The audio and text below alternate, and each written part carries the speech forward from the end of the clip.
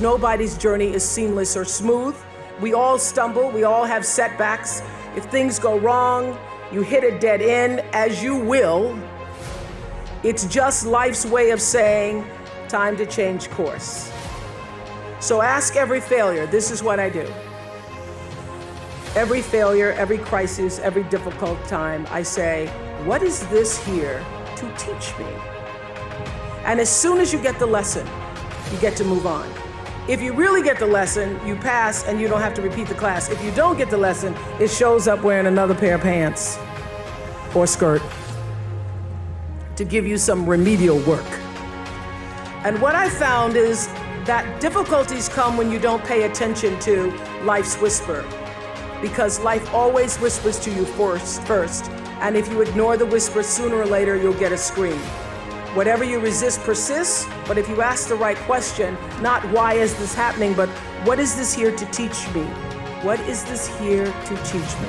It puts you in the place and space to get the lesson you need.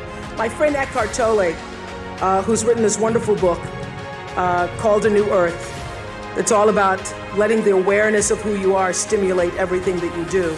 He puts it like this. He says, don't react against a bad situation, merge with that situation instead, and the solution will arise from the challenge. Because surrendering yourself doesn't mean giving up, it means acting with responsibility.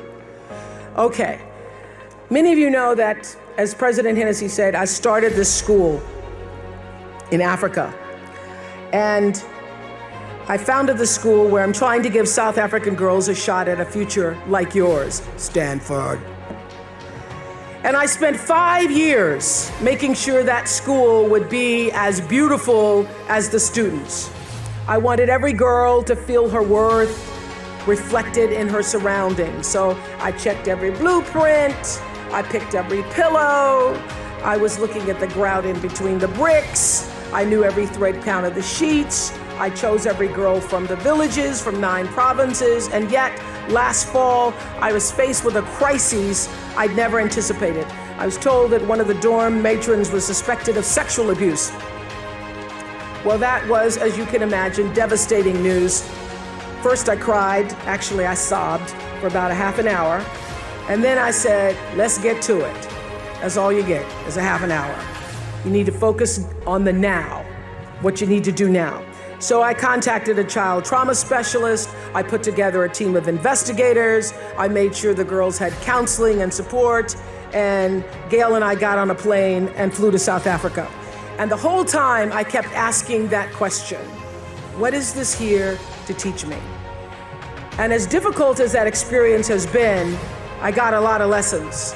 I understand now the mistakes I made because I had been paying attention to all of the wrong things.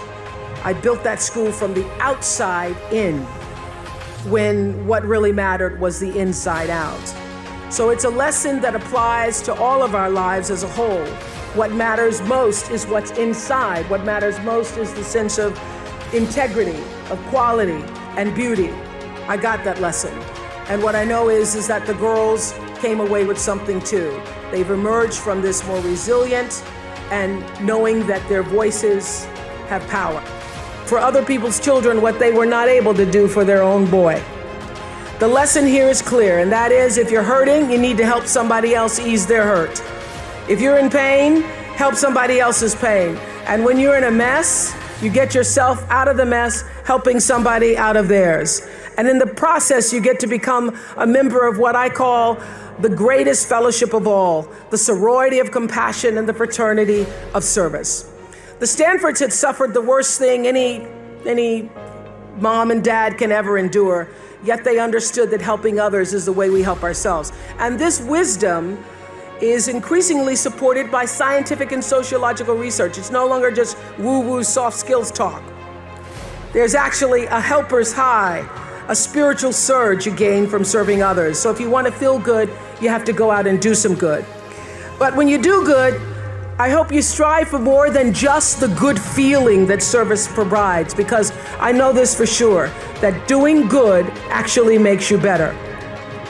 So whatever field you choose, if you operate from the paradigm of service, I know your life will have more value and you will be happy. I was always happy doing my talk show, but that happiness reached a depth of fulfillment, of joy that I really can't describe to you or measure when I stopped just being on TV and looking at TV as a job and decided to use television, to use it and not have it use me, to use it as a platform to serve my viewers. That alone changed the trajectory of my success. So I know this, that whether you're an actor, you offer your talent in the way that most inspires art. If you're an anatomist, you look at your gift as knowledge and service to healing. Having compassion for other people is at the top of that list. I would say commitment is at the top of that list.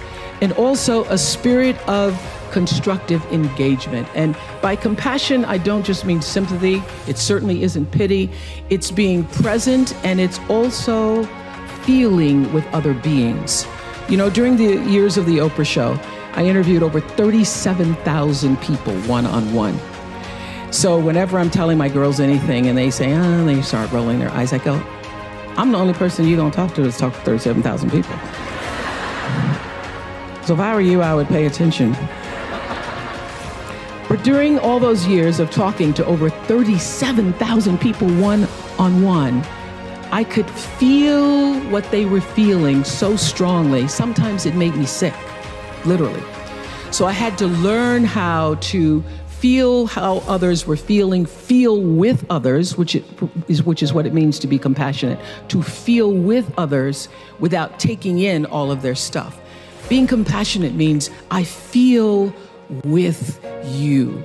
It is one of the greatest qualities in the world to have if you're going to be majoring in what it takes to be a great human being. I feel with you means I not only am willing to walk in your shoes, it means my heart beats with yours. It means I see myself in you. It means I may not have shared that circumstance, but I know what heartbreak feels like. I know what pain feels like, and all pain is the same. It means I can feel your will to want to do better and be better. And I feel and I am with you. In spite of everything that's happened to you, I feel your need to rise. I want to help you rise. I want to rise with you. If you can capture the humanity of people, if you can just capture the humanity of the people, of the stories that you're telling, you then get that much closer to your own humanity. And you can confront your bias, and you can build your credibility and hone your instincts and compound your compassion. You can use your gifts, that's what you're really here to do, to illuminate the darkness in our world. So many people are worried about building a brand. I hear kids on social media talking about their brand. And I used to really resent the word when people would say to me, oh, you have this brand, because I never even thought about a brand. I just thought about day in and day out, making the best right choice for me. But now I embrace it because I recognize people see me as a brand. But for me, it's not a business. It is a question of what do you stand for? And I will say this, you're nothing if you're not the truth. So I've made a living, I've made a life, I've made a fortune, really. It's fantastic.